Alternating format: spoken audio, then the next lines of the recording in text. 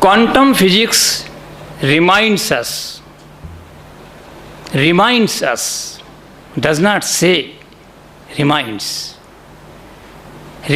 us the old wisdom that searching for harmony in life, we should never forget that in the drama of existence, we ourselves are actor and spectator. Again, ourselves. See, ourselves. Neil Bohr's statement is clearly discriminating between the mind and the self.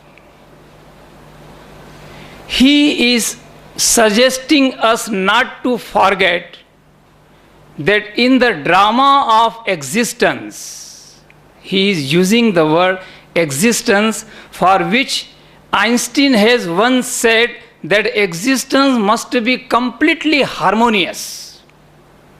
And today we have less ground than ever before for allowing ourselves to be forced away from this wonderful belief. The entire growth of science is based upon the assumption that the existence must be harmonious. That is why all theories are uniting together. The marriage between classical physics and electrodynamics gave birth to the theory of relativity. The marriage between special theory of relativity and the new law of gravitation gave birth to the general theory of relativity. And today, we are expecting the marriage between general relativity and quantum mechanics. Because these two theories, see, general theory of relativity is applicable to the large universe, and quantum mechanics is the theory which deals with small particles. But of course, quantum mechanics is also applicable to the entire universe with the title as quantum cosmology. Now, to give birth to a new theory is not always necessary to get married between the two theories. There may be a love affair between the two. If we are seriously entertaining the ideas given by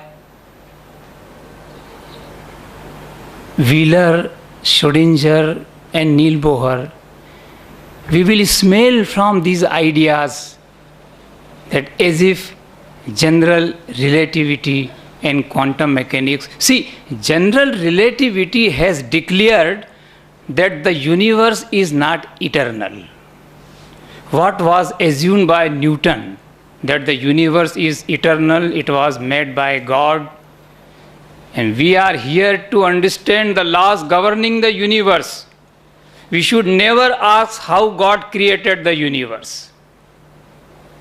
Then Einstein, on the basis of two postulates, the speed of light is constant with respect to all inertial frame, and laws of physics should remain invariant in all inertial frame. On the basis of these two theories, he discovered that the universe is not eternal, because he discovered first that the universe is expanding, so it must have been born. That means it is not eternal. And Einstein himself raised this question, I want to know how God created the universe. Einstein could not believe that there may not be a role of God in the creation of the universe. This assumption of Einstein was broken by Stephen Hawking when in his last book, which was published last year, September, The Grand Design, Professor Stephen Hawking has very clearly mentioned that if the working of the universe is governed by the laws of science, which should also be governed by some law of science which we have to discover. Let us not appeal to any supernatural power to explain us how the universe was born.